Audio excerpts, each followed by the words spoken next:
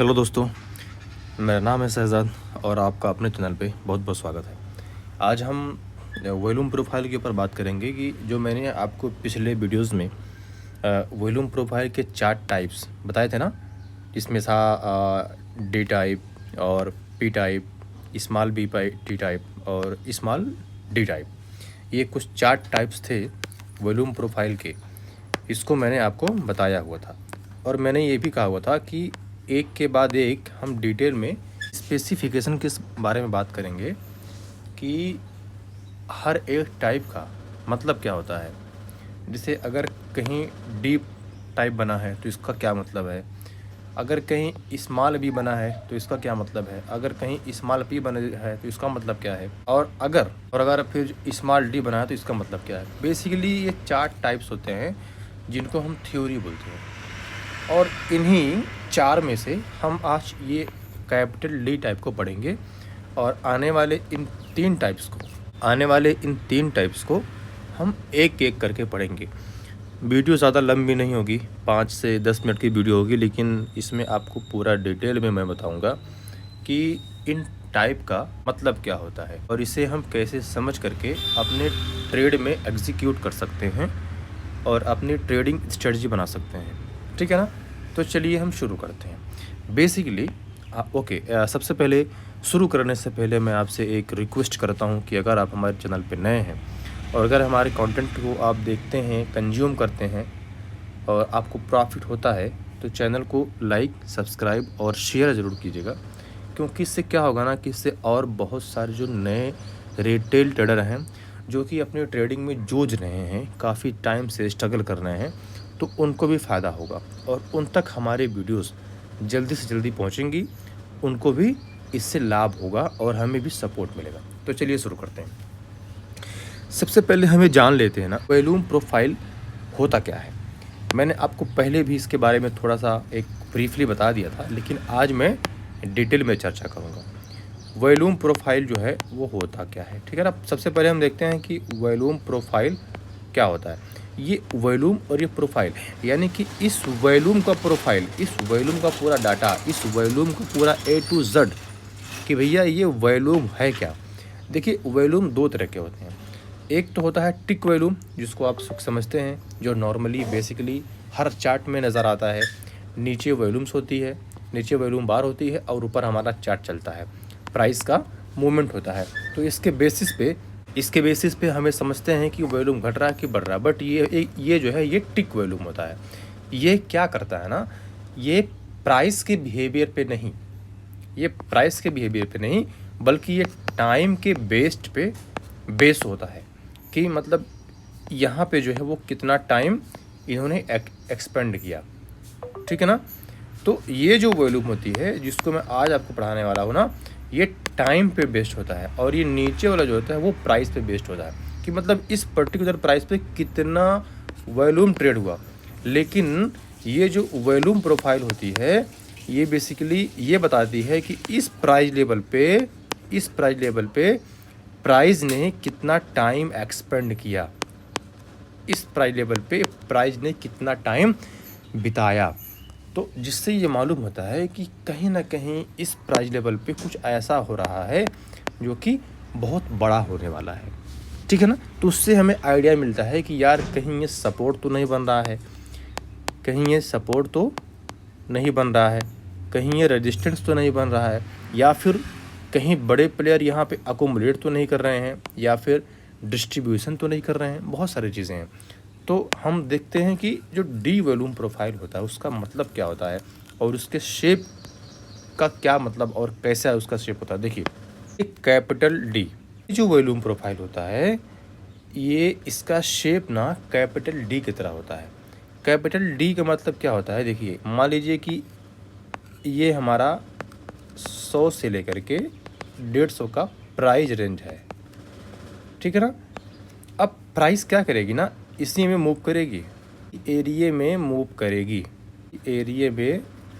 करेगी, इससे बाहर नहीं जाएगी। तो क्या ये हमारा डी टाइप प्रोफाइल बन गया। सिंपल सी भाषा में देखिए, प्राइस जो है ना एक सर्टेन प्राइस लेवल पे मूव करती है। मान लीजिए कि ये 150 है और ये 200 है, ये लेवल 150 का और ये लेवल 200 का। प्राइस क्या करेगी ना, प्राइस इसी 150 से लेकर के 200 के रेंज में मूव करेगी और ये हमारा बनेगा डी टाइप प्रोफाइल।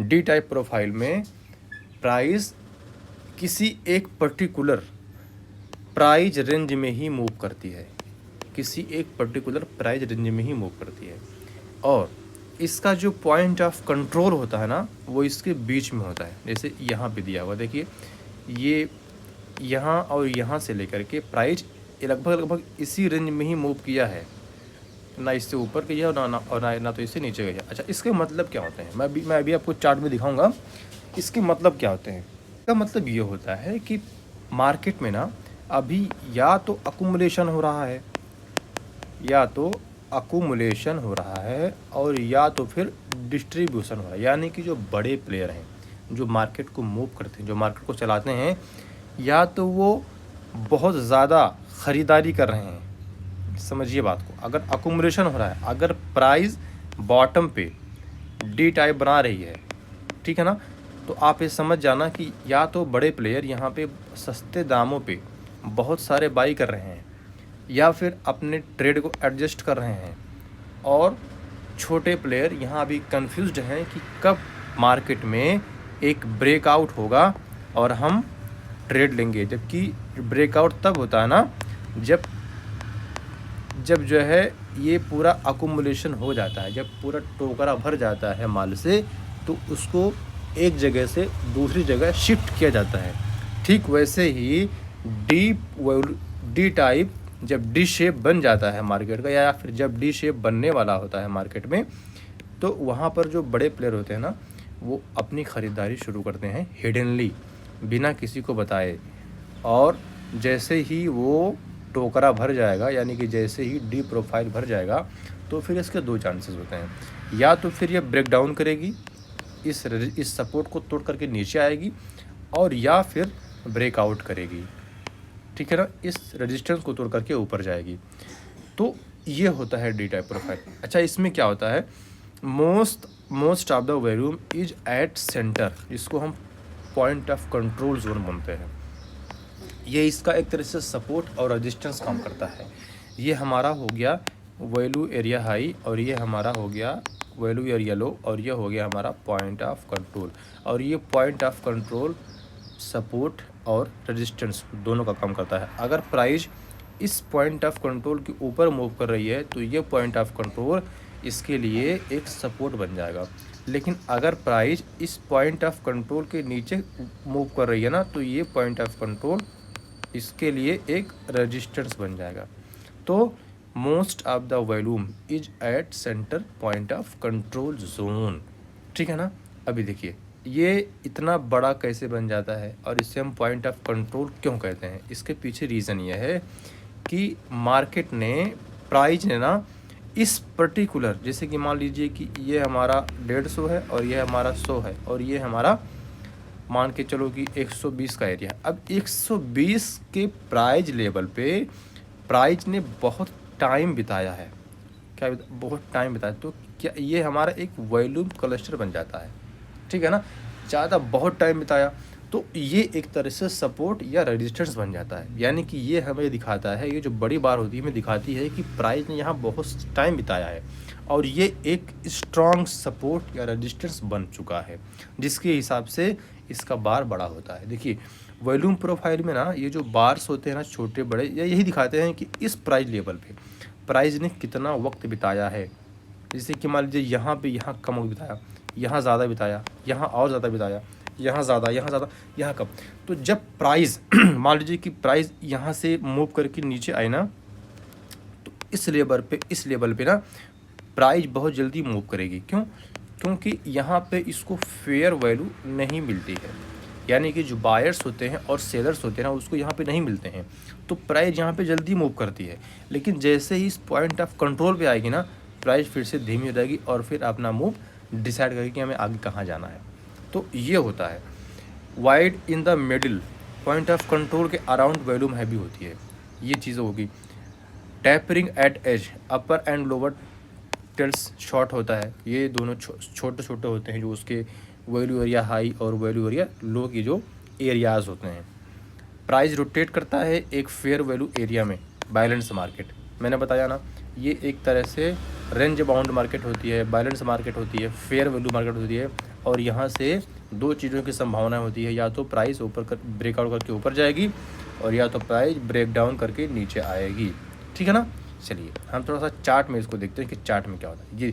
ये हमारा वॉल्यूम प्रोफाइल का एक चार्ट है, जिसमें हम समझेंगे कि इसका मतलब क्या होता है। अभी देखिए, ये 1820 का प्राइस है, 1840 का और 1860 का है। अब इस 1840 पे हम देखेंगे कि ये जो बड़ी बार बनी है ना, और यहाँ देखिए ये बार में और ये बार लगभग ये सारे बार बराबर हैं। और ये वैल्यू एरिया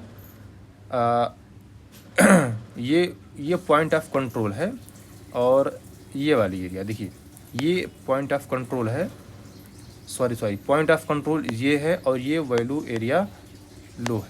ठीक है ना। अभी देखिए, अगर हम ध्यान से देखें ना तो ये कैसा शेप बना रहा है, डी टाइप बना रहा है। दोबारा मैं दिखाता हूँ, ध्यान से देखें तो ये डी टाइप शेप बना रहा है।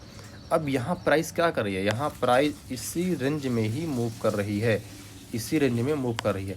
ये हमारा वैल्यू एरिया लो, ये वैल्यू एरिया हाई, और ये हमारा पॉइंट ऑफ कंट्रोल।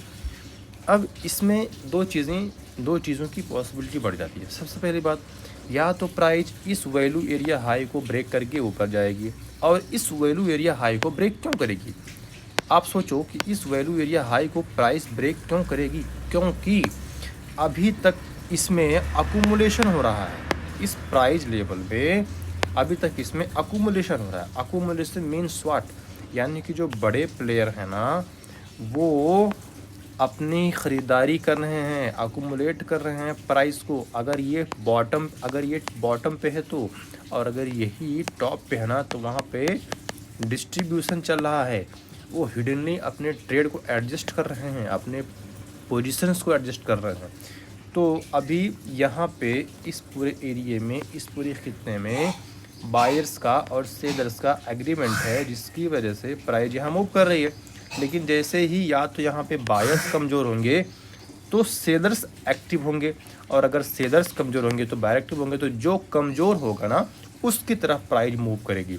अगर मान लीजिए कि इस प्राइस लेवल पे अगर बायर कमज़ोर हो गए तो सेलर मजबूत हो जाएंगे, तो सेलर क्या करेंगे, प्राइस को नीचे पुश करेंगे। और जब प्राइस को नीचे पुश करेंगे तो प्राइस वैल्यू एरिया लो को ब्रेक करके नीचे आएगी। और वो नीचे क्यों आएगी, क्योंकि उसको एक बैलेंस एरिया चाहिए जहां बायर्स और सेलर्स का एग्रीमेंट हो और वो ट्रेड कर सके, जिसके हिसाब से प्राइस मार्केट में मूव करती है और हायर हाई हायर लो या फिर ट्रेंड या फिर रेंज बाउंड मार्केट बनती है। मार्केट में प्राइस का चलने का यही तरीका है कि वो हमेशा फेयर वैल्यू को ढूंढती रहती है। ठीक है ना।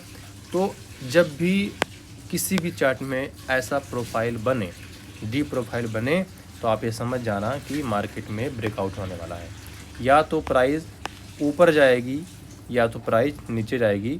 अगर ये रेंज बाउंड मार्केट बॉटम में बना है तो उम्मीद ये करते हैं कि प्राइस को ऊपर जाने के चांसेस ज़्यादा हैं। लेकिन अगर ये टॉप पे बना है तो प्राइस के नीचे आने के चांसेस ज़्यादा बढ़ जाते हैं। और इसमें बहुत सारे टेक्निक्स होते हैं जिससे हम ये अंदाज़ा लगाते हैं कि प्राइस किस तरफ मूव करने वाली है।